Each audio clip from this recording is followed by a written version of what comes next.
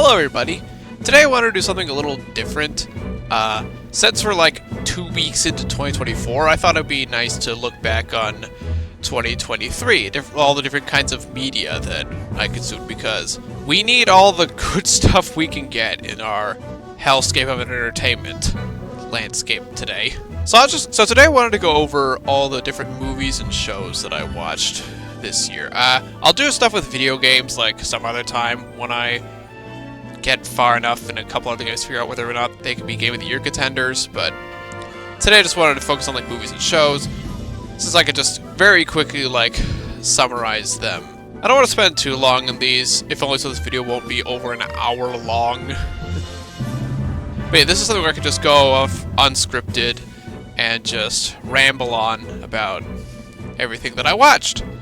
And my takes are pretty different from a lot of people, from what I've seen, but also not sometimes.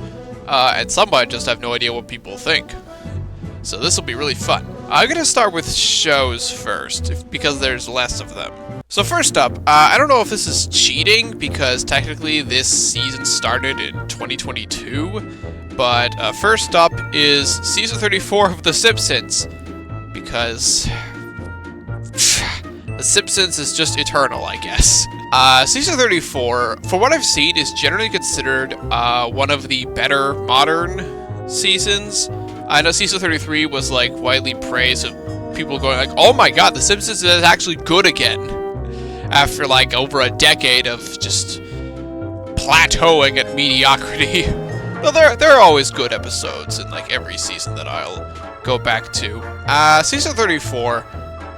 If I can be honest, like, I mean, I watched most of these when they came to Disney Plus, like, a few months ago, like, I think in October.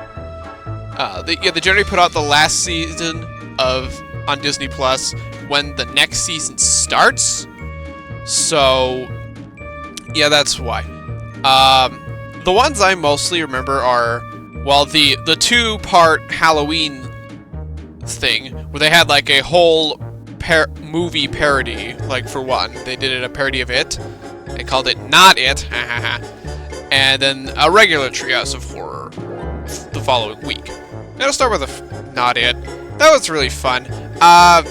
They wisely focused mostly on like the kids, because the kid part was always the best part of it. The adult part is the worst part of every single version. It's the worst part of the book. It's the worst part of the miniseries. It's the worst part of the movies. And it's the worst part of this episode, unfortunately.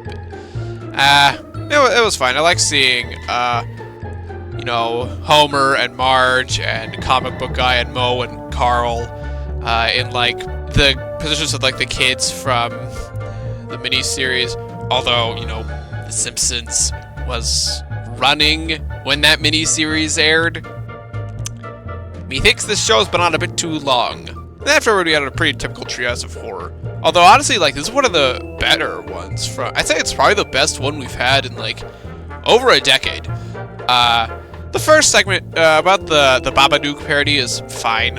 It's unremarkable, but it's harmless enough. The second one's the Death Note one, and this is the highlight of the episode. I love the anime drawing, the art style they use. Like, all the Simpsons characters translate really well, especially Lisa, and I think Mr. Burns actually looks really...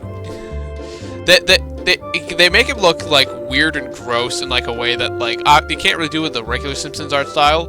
It looks nice. Snake also translated well for his 5 seconds of screen time. That was really cool, and also... Although, it's pretty obvious that Hank Azaria is just doing his Moe voice for the Shimigami Steve Johnson. And then Simpsons World, which is the Westworld parody, where the Simpsons are robots, and they become like self-aware in an amusement park that is dedicated to basically being a bunch of Simpsons memes and references. That was cute. That was also really fun. And got a cameo from Linda Belcher from Bob's Burgers. That was fun. I'm looking through Wikipedia's article here just to like freshen up my memory on some of these. Oh yeah, there's Bartless. That was a good one.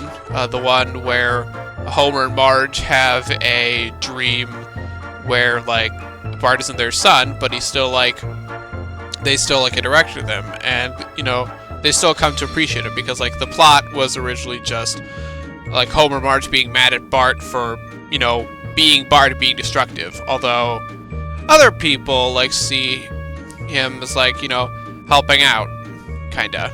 There's Pin Gal, the one where Marge apparently is a really good bowler now. And so Homer wants her to like win. Yeah, that's when Jacques, remember Jacques, Albert Brooks' I believe his first character on the show from season 1. He comes back and they're opponents now. That was nice to see him. Fine episode, honestly. I don't remember much of it though. The one I want to talk about most, and I'm sorry I'm going on for this long, but just The Simpsons, is Lisa the Boy Scout, which is, spoilers, not about Lisa joining the Boy Scouts. I mean, it is for like the first few minutes, but then the show gets like hacked by like 2 hackers who are like apparently revealing these like show-destroying scenes that are basically just a bunch of callbacks to a bunch of fan theories, like everything from season 3 onward being a dream, from Homer, who's in a coma after falling down Springfield Gorge. Apparently Martin is like actually like a 35-year-old guy with a family. There's more, but I just want to talk about how like you guys heard of the Simpsons theory, the YouTube channel? The female hacker is like a striking resemblance to the avatar of Lydia, the woman who narrates those, and she made a video about it, asking like, wait, what? She actually did like reach out to them. I don't think she ever got like a perfect response, but she's finally like, all right, I guess I'm here now. So that was kind of neat. Those are the season 34 episodes from The Simpsons that stuck out to me most. The rest of them are fairly, I either don't remember or are fairly unremarkable. I couldn't think of any ones that I disliked, because there are some episodes in like some of the other, in like most of the seasons that just stink. There are some really fucking bad episodes, which I guess is inevitable when you make 35 seasons of like 22 episodes per season. But you know, it's nice that The Simpsons is getting some stable footing now. Now for something I remember more clearly is the Star Wars The Bad Batch Season 2, which I forgot came out in 2023 until I looked at my list. We got Season 2. Season 3 I think is supposed to air like later this year. It'll be the final season. But yeah, Season 2 like continues like the Bad Batch. Hunter, Tech, Echo, and Wrecker, and Little Omega, as they like fly out throughout the galaxy to...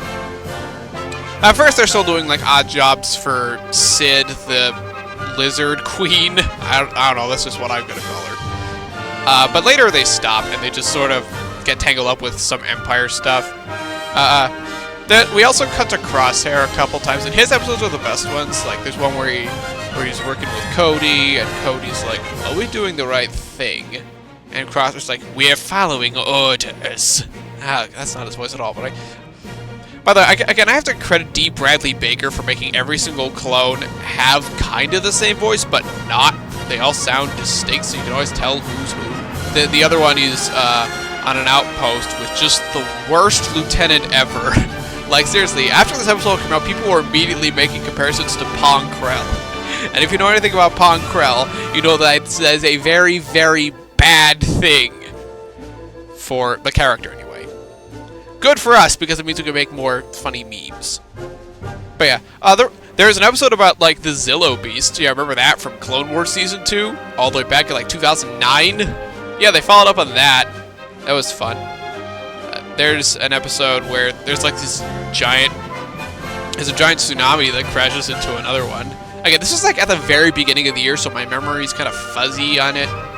But overall, I did really like it. Like, the last episode, like, there's a really big, like, something really big happens in the last episode, and that is definitely gonna have big ramifications for Season 3. And I'm really looking forward to it. The animated stuff is easily the most consistently good Star Wars stuff that we've been getting since Disney took over.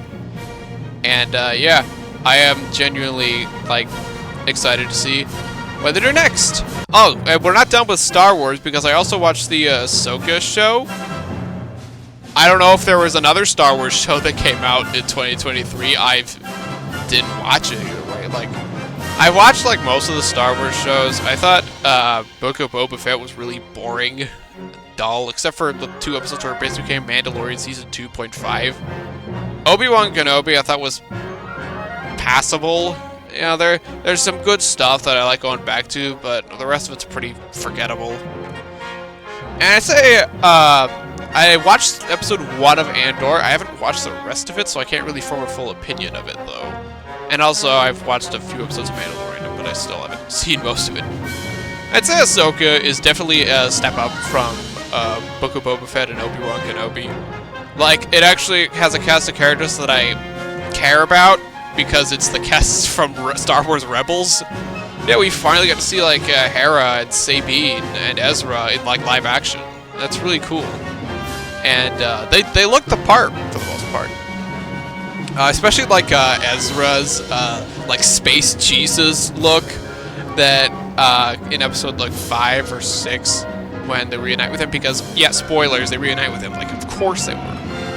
Thrawn's back, and I like how it's Lars Mikkelsen, his voice actor in Rebels, and like he looks exactly like the character, which I assume was intentional from the start, back when he was introduced to like Rebels in 2017.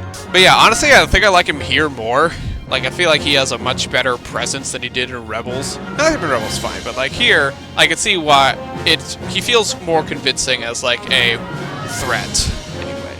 The 2 new villains are quite good. Like, they're Balin's Skull, played by the late Ray Stevenson, and Shin Hati. I don't remember who does her. They're really cool.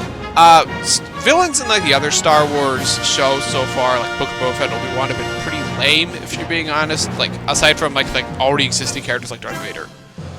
I just didn't really care for this. But these 2 I think are interesting. Like, they're not just, I'm evil, I'm going to take over the world or stuff. No, they have, Balin has this, like, strange, warped philosophy, like, to him. But he's not a Sith, he's like a dark Jedi. And they still want to find Thrawn, so they're still on the bad side. But I'm still, like, kind of intrigued by what they're all about. And, I hate that Ray Stevenson's dead. So, because, He did a really good job. He's probably the best performance in the show. I like Rosario Dawson as Ahsoka. I think she's generally pretty good. Like, she's obviously more down to earth and subdued than Ashley Eckstein's voice in the cartoons. But no, she's fine. Sabine's okay. I think Sabine's probably the weakest link, which is unfortunate because she's like the co-star of the show. Yeah, the show's called Ahsoka, but like half of it's about Sabine. Keeping up with the Star Wars show tradition of a lot of episodes not being about the title character. But you know, she's okay. Like, there's like one scene, like I think her first scene, where she's like driving her like motorcycle thing, she's wearing headphones. There's like this weird like heavy metal music playing, and I'm like, all right, so like electric guitars exist in Star Wars now. You know what? I welcome it. For as awesome as like Star Wars music is, I think some of them go a little overboard on the orchestras, and like you kind of need some variety in them. So I welcome the musical differences here. Makes me wonder what kind of music she'd listen to. She probably listens to like, I don't fucking know, like the soundtrack of Shadow the Hedgehog or something. I don't know. I think the writing is probably kind of the weakest part of the show, because like the action's pretty good mostly. The colors are a bit more toned down than I would have liked, but I think they work for the planets they go to.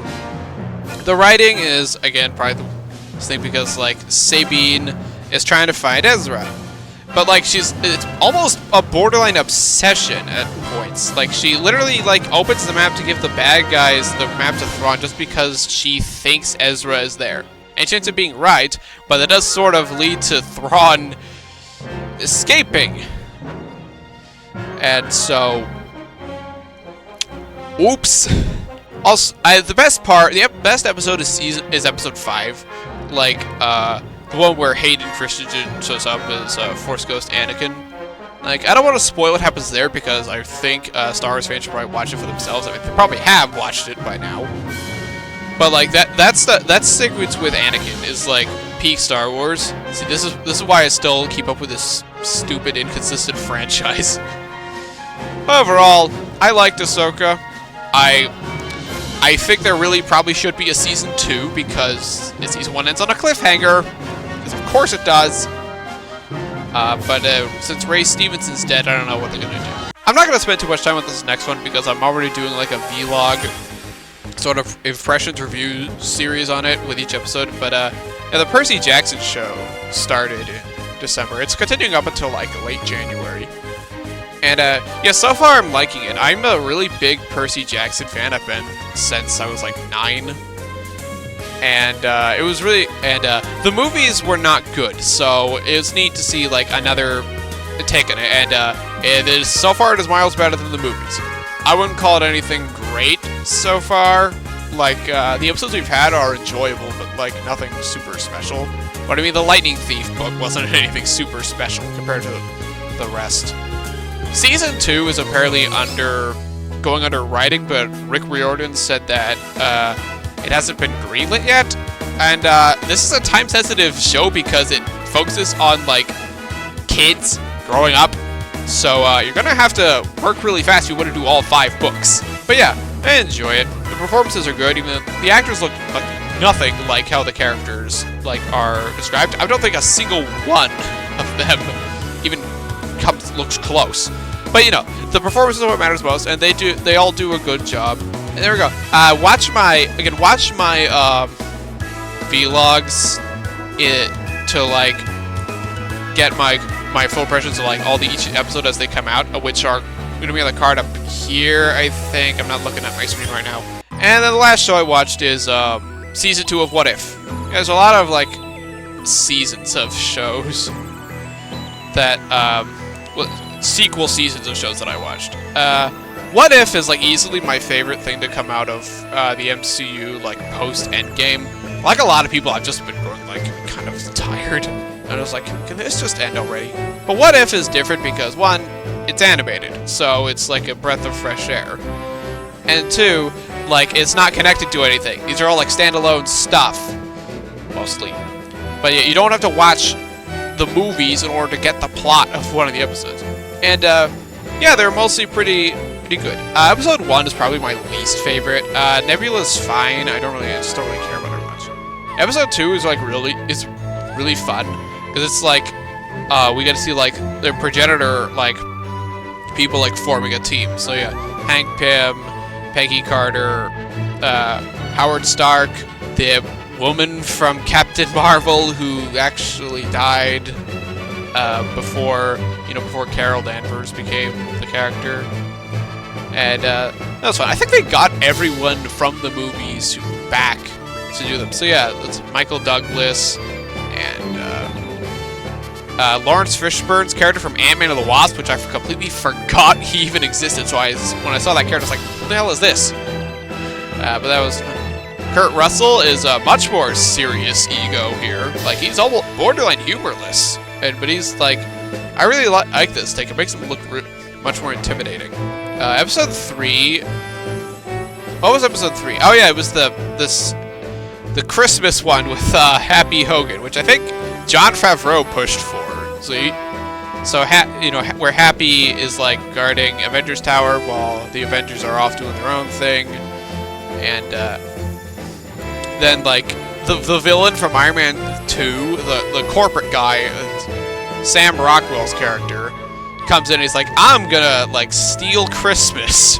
Okay, no, he doesn't do that. He like wants to take over Stark Tower, and so it's up to Happy and Darcy of all people to stop him.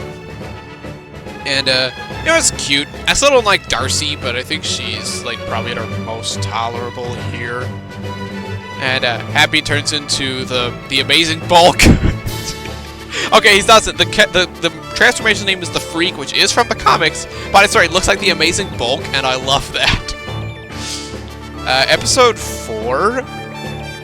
Oh, it's episode 4. Hold on, I'm looking it up. Okay, yeah, episode 4 is the one where Iron Man goes to Sakaar, and he races the Grandmaster in a race. And also Gamora is there because Thanos sent her to kill him for, you know, the Avengers. Korg and Valkyrie are also here. This is really fun. Like, sometimes like the MCU can be a bit overbearing in its silliness sometimes, but this is just the right amount of stupid and fun to be, well, stupid fun. I was like, Mick Wingard's performance as Tony Stark sounds kind of off. I mean, like, listen, no one's gonna sound exactly like Robert Downey Jr. And I think he does a pretty good job for the most part, but you know, there is a difference. Also, like, Josh Brolin has like a total of like 1 line as Thanos in this episode, and it's also his only appearance of the season, so that's fun. Episode 5 is interesting because it's actually a continuation of like something from season 1, the Captain Carter stuff. I didn't really care for the Captain Carter one in the first season. Like, it just sort of felt like the first Avenger, but gender swapped. You know, I mean, it wasn't terrible, but like it was easily my least favorite there. This isn't much more interesting because it's actually an original story. So we're following Peggy and Natasha Romanoff as Steve Rogers is in the Hydra Stomper armor, and then when he's like brainwashed by the Red Room for Black Widow, which I forgot was a thing. I watched Black Widow like once and never wanted to again. So that's interesting. The ending is weird because like Peggy's like pulled into a portal, which is obviously setting up for like a future episode, like 3 episodes later. Episode 6 is weird because this is focusing on a completely original character. In fact, like outside of like Doctor Strange making a cameo at the very end, there aren't any pre-established characters in it. And I'm like, cool, but like this is called What If? Isn't the whole draw of the show characters that we all know doing different things?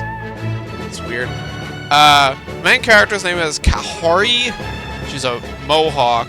That's a tribe of Native Americans. They're hunted by Spanish conquistadors, which conquistadors never got that far north in real life, so I don't know why. I don't know why they couldn't have made it like the French or the British, but you know, whatever. It's fine. She gets like Tesseract powers because Asgard is destroyed early. She can make portals in the sky and also run up walls. So that's cool. She returns later, so that's sort of why I'm spending time with this thing. Next episode. This is another one of my favorites. This is one where, like, instead of being banished to Hell, Hela is banished to Earth. You know, kind of like Thor was. Which sounds like a bad idea because Hela is evil as hell. But here she lands in medieval China, and we get to see, you know, the Mandarin. Here it says Zhu Wenwu. Except he looks completely different because medieval China is not voiced by Tony Leung. So I didn't recognize him at first. She, you know, doesn't have her power. She has this scene where she's like tries to pick up her crown, kind of like how Thor did in the first Thor movie. She runs away and is like taught by the what are they called? What are they called? I want to call them the Kyoshi, but like that's Avatar. It's the equivalent of the Kyoshi in this universe. She's taught martial arts, and Hela turns kind of good. This one's kind of confusing because like she's still like a selfish asshole throughout most of it, but like here she decides that she wants like freedom, and so she then decides to fight for freedom of Earth. Yeah, that's kind of the plot. Well, there's stuff that happens otherwards that I don't really want to go into it because I think what happens afterwards is neat enough. Alright, we're nearly there. Episode 8 is, this is one I was probably most interested in. This is What If the Avengers Assembled in 1602? This is based on a comic book series by, Neil Gaiman, of all people, called 1602, where it's like everyone, all the Avenger characters, all the Marvel characters, are in medieval times. Obviously, this show doesn't have the X-Men or the Fantastic Four, Spider-Man.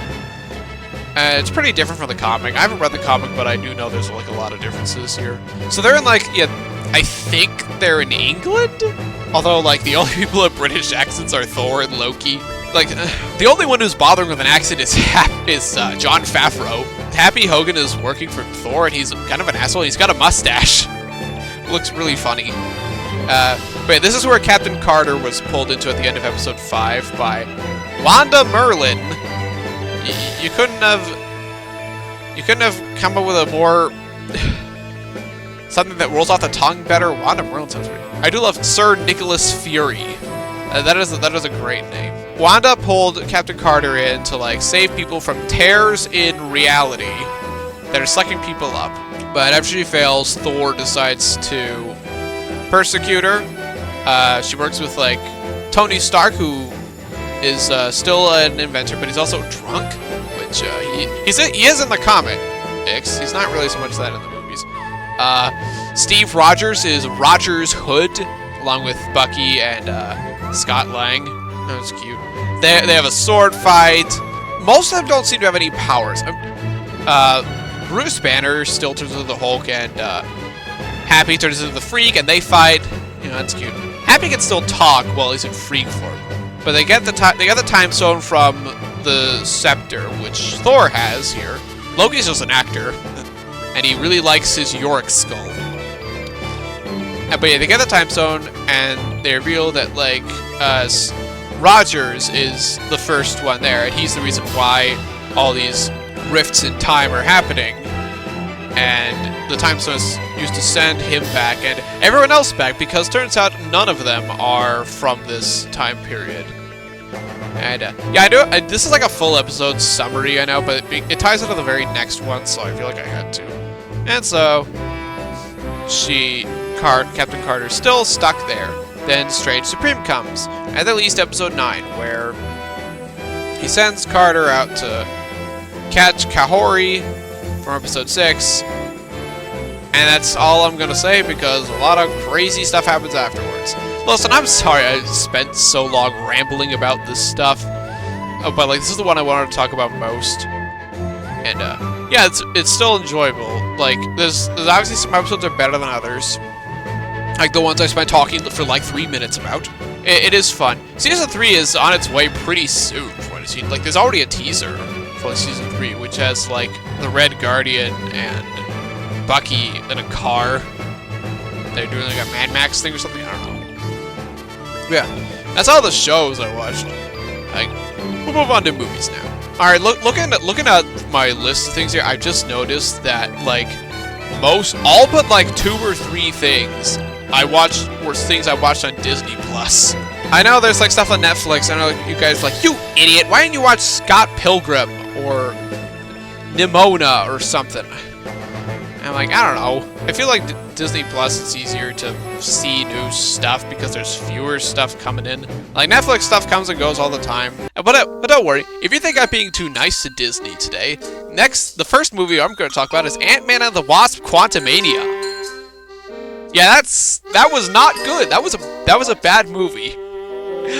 I barely remember most of it. I remember, you know, obviously the Mr. Electric face that is basically become the poster child of Phase 5 Marvel. I remember Jonathan Majors as the villain, you know, before he got arrested, and they're gonna have to, I don't know what they're gonna do now. Their main villain they're setting off has been killed off. I know Loki Season 2, like, also deals with that, but I didn't watch Loki Season 2. I didn't even watch Season 1. I haven't really kept up on most of the Marvel shows. But I still, like, you know, look up plot summaries so I don't get lost.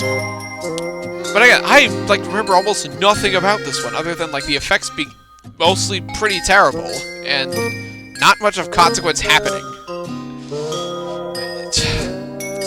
Bill Murray's in this one. I've just remembered. My God. I'd say I'd probably watch it again just to get a better grasp of it, but I don't want to watch it again because I didn't like it the first time. Next up is the Super Mario Brothers movie, which I've actually already done like a impressions of back when that came out in April, which you can like check up here. I don't know if I could do too link cards in one video. I've watched it a couple times since then, and my opinion hasn't really changed. I still think it's a fine movie overall, like it's 6 out of 10 or something. I think that's what I said last time. It's mostly the Easter eggs and, like, how the Mushroom Kingdom is realized that make me want to go back to it compared to Illumination's other garbage. But, you know, it's still just, like, a fine movie. Movie made over $1 billion, though. I think it's the second highest grossing movie of the year, next to Barbie. So that's interesting. There's definitely going to be a sequel at some point. I know Chris Pratt earlier said that they wouldn't, like, work on a sequel wouldn't start until, like, the strikes were over at the time. They're over now, so I imagine they're working on it. I mean, like, Nintendo's also working with Sony on a Zelda movie with the director of the Maze Runner movies. Please don't be shit. Please. Oh, I forgot I watched this one. Next one up is Peter Pan and Wendy. The live-action remake of Peter Pan, because Disney just can't stop. You know, I remember I watched this, like, on Disney Plus at, like, 11 at night when it came out. And I was like, it's very short. I think it's, like, just an hour and a half long. And it felt about that long. And I finished it, and I was like, you know what? That was surprisingly not completely terrible. Which, for one of these Disney live-action remakes, I can't say, because most of them are awful. There are a couple that I kind of like. I think Maleficent's alright. I think The Jungle Book is decent. Most of the others are just bad. This one is, like, definitely one of the less bad ones. It's still not good. It's still, like, a thoroughly mediocre film. You know the thing that gets me about this one the most, though? I don't know why they did this, because it's been a tradition ever since the goddamn stage play first happened over 100 years ago. Like, they have different actors playing, like, Captain Hook and Mr. Darling. Like, for those who don't know, like, it's like a tradition, like, as far back as the stage play, that the same actor would portray Mr. Darling and Captain Hook because, like, you know, oh, it's this mean, grouchy dad, and, like, you know, in Fantasy Neverland, he's, like, this mean, grouchy pirate. But, like, they have, like, Alan Tudyk play Mr. Darling here, because he just has to be in every Disney movie now. And they have Jude Law as Captain Hook, which, when I first saw that casting, I was like, alright, that's really good. That I can see Jude Law being Vincent Captain Hook.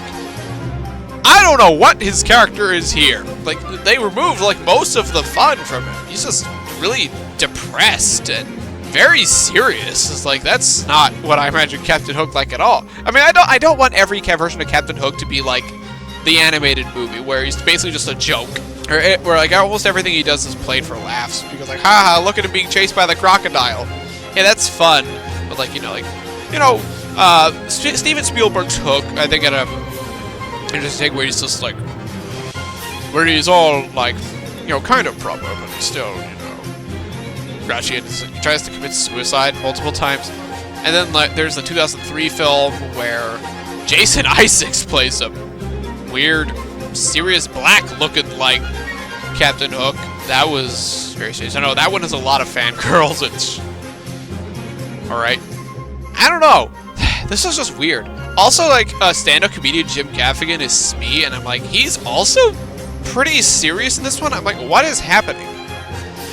The aesthetics look like bootleg Pirates of the Caribbean, except everyone's wearing funny hats and stuff. The Lost Boys, I never liked them in, like, any incarnation at all. I think they're mostly really annoying. This is probably their least offensive version. They're okay. TikTok the Crocodile is, like, in one scene. The effects from him are actually pretty good. Like, he's, like, this really large crocodile, but he's only in that one scene, and he doesn't even really chase Captain Hook. Tiger Lily's in, like, 3 scenes. She rescues the Lost Boys at one point, and then, like, just disappears in the movie until the end. Peter, I don't know what the hell happened here. Peter is just kind of an asshole. I mean, like, being an asshole is part of what makes Peter Pan, but, like, here is just sort of like this brooding jerk who doesn't have much of a real sense of fun. I don't know, he has to, like, develop, because, like, they changed his and Hook's backstory to accommodate for them apparently being friends. And like that is a fan theory that Hook was once a lost boy. But like, I don't know, the way they do it is weird, especially because Hook becoming evil is apparently the response of Peter Pan pushing him away just because he wanted to see his mom. What? I don't know. Like, I don't know. Me complaining, it sounds like I hate this movie. I really don't. I think it's too short, and just, you know, there are some good. The acting is mostly pretty good. I think Ever Anderson, the girl who plays Wendy, is a much better actress than her mom. There are some fun action scenes. So yeah, this is far from the worst Disney live-action remake.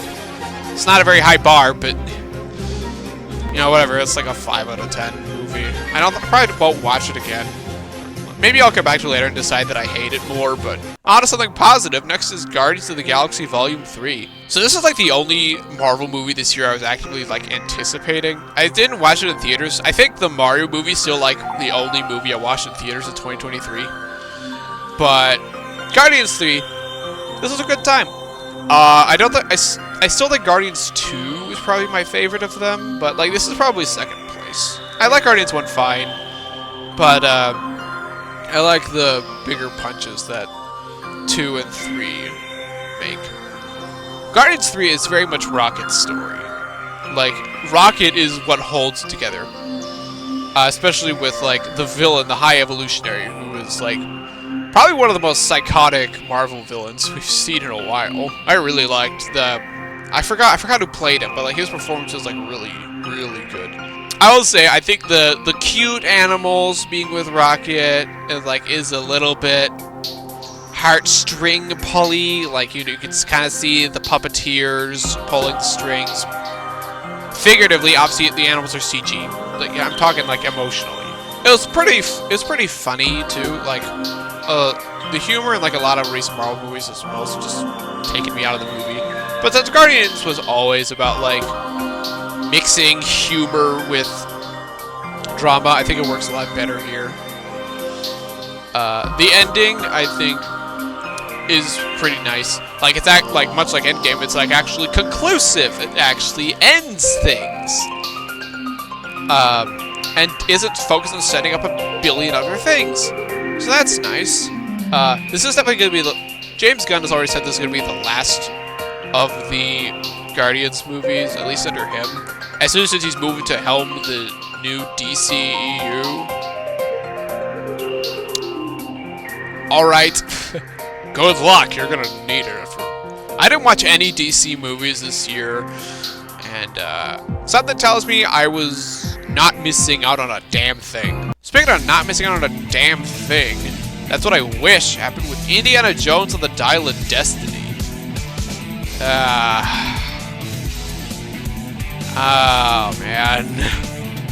Okay, so, similar to Peter Pan and Wendy, I don't hate this one. I don't think it's awful. I'll say right now, I think it's better than Kingdom of the Crystal Skull, which I watched for the first time this year as well, and, boy, that was not good. Like, Raiders is fantastic. Temple of Doom is alright, I think. I don't think it's very good, but I don't think it's bad either.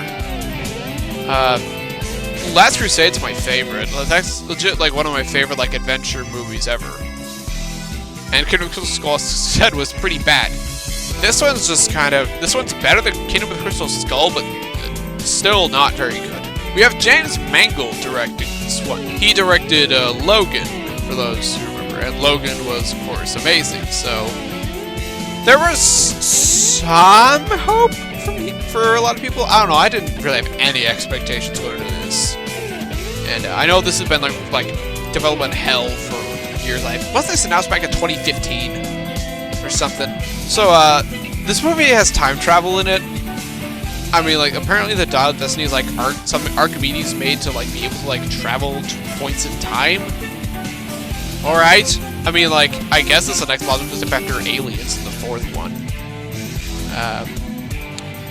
But this movie generally tries to not reference Crystal Skull as much as it can. There is like an explanation of why Shia LaBeouf isn't there, which, fair enough. I don't think anyone wanted Shia LaBeouf here.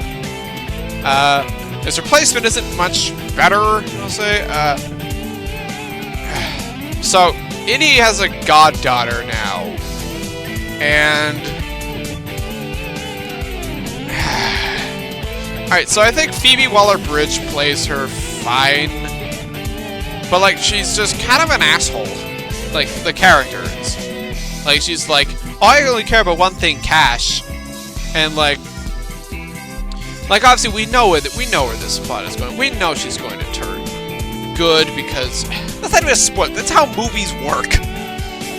But the turn wasn't convincing in the slightest. Like, it happens in like over the course of like a minute, and like the villains are Nazis again, which is, you know, fine.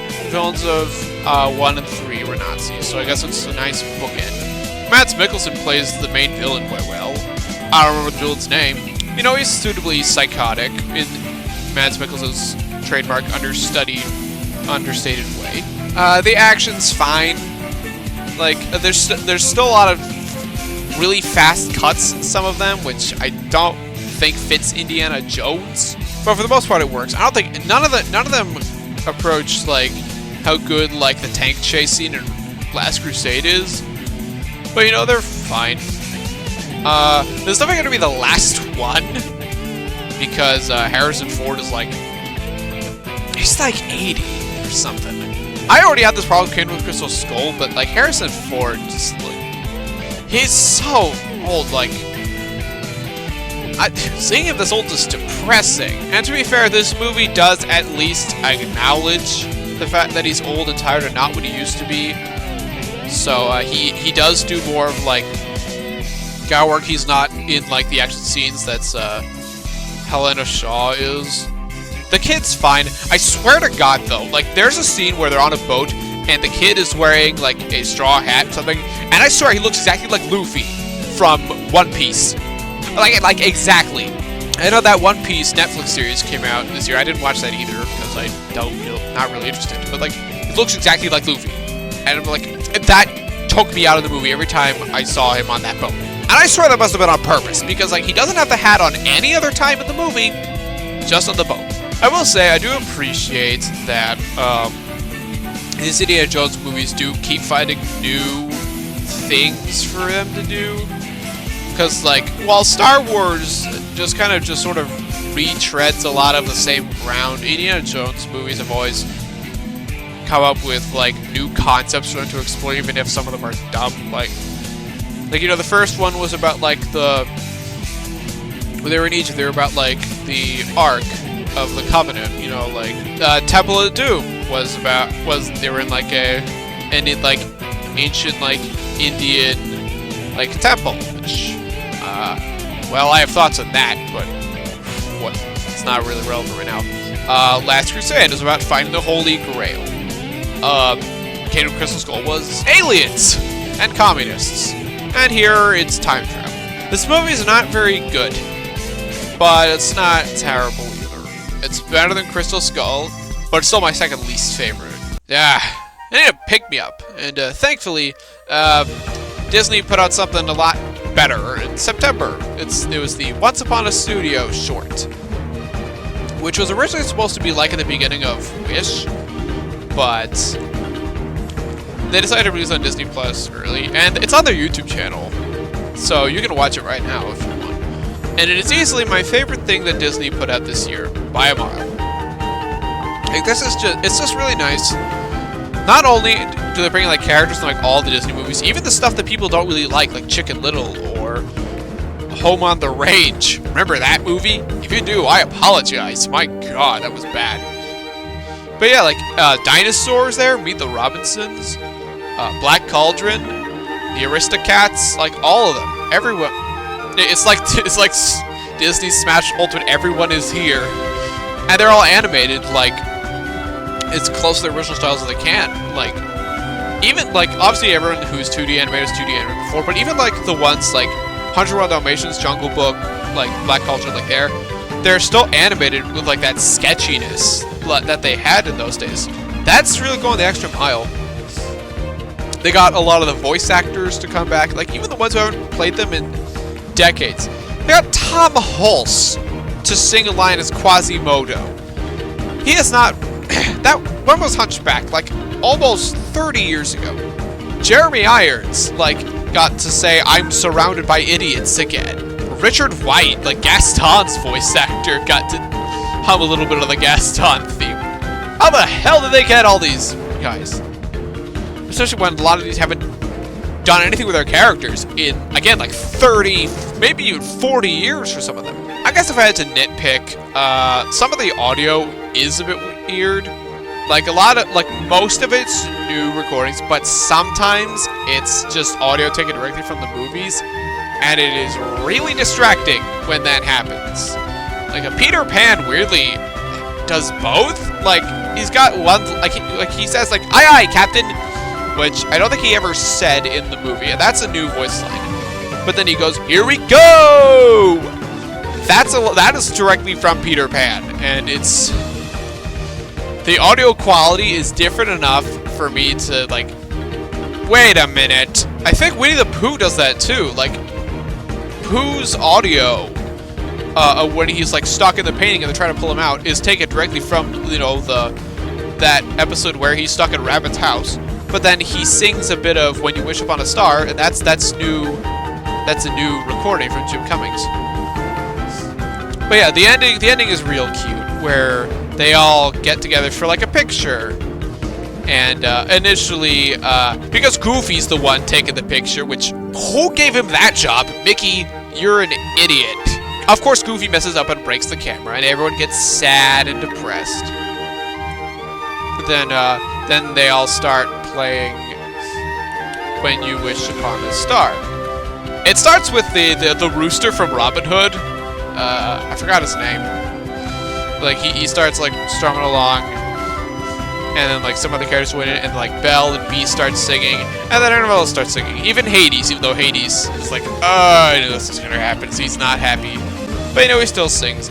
This does make me wonder. I want to see like a whole ass series on like what they all get up to in the paintings. I know House of Mouse is a thing. But like I want to see Space Age is what a revival of House of Mouse. I want to see like what all the villains like do, especially when there's so many more new Disney properties. I was Frozen, and Tangled, and Wreck-It Ralph, and Encanto. I want to, especially since most of them don't have villains, or have twist villains. I want to see what all the new Disney villains interact with the old Disney villains. I want to see that'd be cute. That was it for most of the year. I did not watch The Marvels or Wish because they're not on Disney Plus yet, and I don't really want to watch movies that I think look bad in the theaters. So I thought, alright, the rest of this year looks kind of like a wash. I mean, there was Diary of a Wimpy Kid, Cabin Fever, which I already skipped all the way to book 6, but like, yeah, that was dropped on Disney Plus. I didn't do a video on Roderick Rules, so I guess I'll sum up with that one. That one's okay. I think that like all these Diary of a Wimpy Kid animated movies are fine enough. Like they're passable films, but they're nothing really more than that. Voice acting's fine, animation's fine. Roderick Rules and Cabin Fever both do deviate from the book a lot more than the first one did. They're trying to make Roderick more like sympathetic in Roderick Rules 2. Like there's some scenes where you are supposed to feel really bad for him, and I'm like, I don't think this works since Roderick's still kind of an asshole. They're trying to like make Greg and Roderick have like a more typical brother relationship, and like I don't know if this works when both characters in the book are just like independently terrible. That's what we want to see. I said this before, but like, what makes Greg unique among these like kids' book character protagonists is that he's an asshole. He's an unreliable, narcissistic jerk, and that's why I love reading about him. I know that probably gets tiring for a lot of people, but like, it's what makes these books unique. So I don't know why none of the movies after the first live-action one kept up to it. Going to Cabin Fever, they changed up the storyline quite a bit. Like, Greg is still like worried that the police might be after, but here it's because he and Rowley accidentally pushed a giant snowball and broke a plow instead of, like, accidentally making, like, poster board bleed onto the school wall. Yeah. Never said Darwin would be a kid. Didn't have its own weird logical quirks. But then most of it's about them snowed in, which is nice, because in the book, the snowed in happened in the last third of the book. Manny is still the absolute worst, because he still hogs all the food and water and heat. But at least they punish him here, because he's like, I think they like duct tape him to a chair. But Greg still is not selfish and mean enough to really feel like Greg, in my opinion. Like at the end, like he gets like a video game gift for his Christmas, but like he gives it away. Like, all right, good for him, but like that's not Greg. Hashtag not my Greg Heffley. Whatever, it's harmless. It's fine. But fine is definitely not enough to describe this next one. And this one's another kind of a cheat because I watched this 3 days ago, so I did not watch it in 2023, but it still came out in 2023 and I want to talk about it. It's Godzilla Minus One. This is by far the best movie of the year that I've seen anyway. I did not watch Barbie or Oppenheimer or Mission Impossible Dead Reckoning Part 1. I hate titles. This is really, really good. I didn't expect it to only be in Japanese when I watched it. I mean, there's obviously English subtitles, but like, I kind of thought there'd be a dub. But I'm honestly kind of glad they didn't dub it because, like, with a dub, you wouldn't have gotten like the full emotional breadth that the actors are pulling in here. Like, this is easily the best acting of any movie I've seen.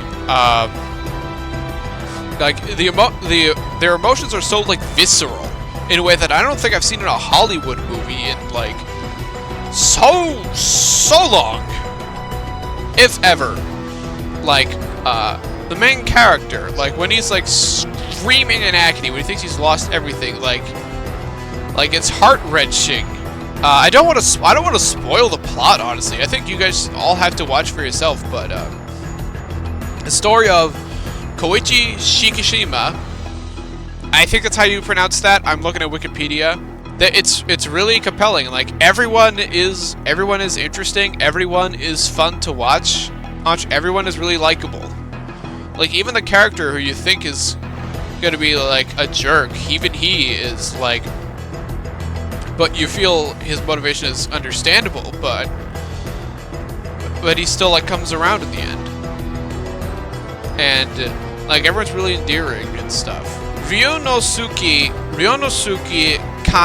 Kamiki. I am not sure how you say that. Like he deserves like goddamn. He deserves like a best actor like nomination. Like he is so good here. Honestly, okay, best nomination. He deserves to win. And even though like I couldn't understand like the words coming out of his mouth, like I could tell like he was giving it like 120%. And honestly, almost everyone was like giving 120%. Like the effects for Godzilla himself look amazing, look way better than the MonsterVerse films. I like the MonsterVerse movies. Okay, I think that's like the most consistently okay cinematic universe of all time. But like, the effects for Godzilla here are like really good. I mean, like there's only one monster, so there's a lot less you have to do. But it still looks really good, especially considering the budget is under $15 million. Like I remember people talking about, oh, it's like $15 million, and then the director saying, I wish it was that much. So whereas he would way less than that, and it still looks better than like the effects of every other movie I watched this year. Well, goddamn. Anyway, it definitely deserves his 98% of Rotten Tomatoes. Like, people are calling it the best Godzilla movie ever. And, like, honestly, yeah. I gotta say, like, I think the biggest compliment I could give this movie, the biggest compliment I give the characters especially, I would watch this movie about these characters even if Godzilla wasn't in it. I've never been able to say that about any other monster movie ever. Like, even other movies I really like the original King Kong, I'd still have to... The monsters have to be in it in order for me to be really invested. But not here. This movie is absolutely wonderful. And, I remember, like, it was originally supposed to be a limited release, but, like, in the West. But fan outcry was so big because, like, the word of mouth was so good that it's still playing, at least where I am. So, like, if there's one takeaway you can get from this video, go watch Godzilla Minus One. I'm very happy I saw this in theaters. It's definitely one that's enhanced by the theater experience. That's every movie and show that I watched in 2023. Plus one that I watched in 2024 that came out in 2023. I know I missed out on a lot of the biggest movies this year. You guys are probably going to be like, you idiot! You didn't watch Oppenheimer, you didn't watch Spider-Verse, you didn't watch Barbie. And I'm like... I don't know. I don't really go to theaters that much. I only went last year a total of once for Mario. And it's only because I wanted to get ahead of spoilers. I didn't want the Easter egg spoiled for me. And everything else, I'm just gonna wait until it comes out on, like, a streaming service or something. And I know with theaters, I'm like, I care about movies, but, like, you know, me not going to see movie theaters, I'm part of the problem. 2024 is looking not great for movies. What's coming up? We got, like, we have another Godzilla movie. We have Godzilla X Kong, Rise of the New Empire. We got Garfield. We have Kingdom of the Planet of the Apes. That one actually looks really cool. Deadpool 3 is the only MCU movie coming out that year. That's interesting. We have Madam Web. I mean Morbius 2. I mean Madam Web, or whatever it's called, starring Dakota Johnson, which it's got to be at least 100 billion times better than 50 Shades of fucking piece of shit. Anyway, well, that's it for me. I'll see you guys with, like, whatever I do with best games of the year, or, like, my most anticipated games, whichever I make first. Rings of Power Season 2 is coming out in 2024, isn't it?